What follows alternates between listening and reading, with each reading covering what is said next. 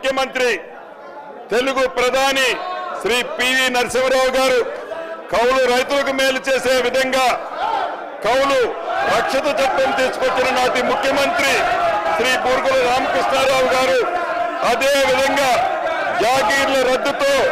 కీలకంగా వ్యవహరించిన మాజీ ఉప ముఖ్యమంత్రి కొండ రెడ్డి గారు మాకు అని ఇక్కడ చెప్పాలి. ఇప్పుడు వారి అడుగుజాడల్లో అధ్యక్ష ఇది ఏమి సంస్కృతి అధ్యక్ష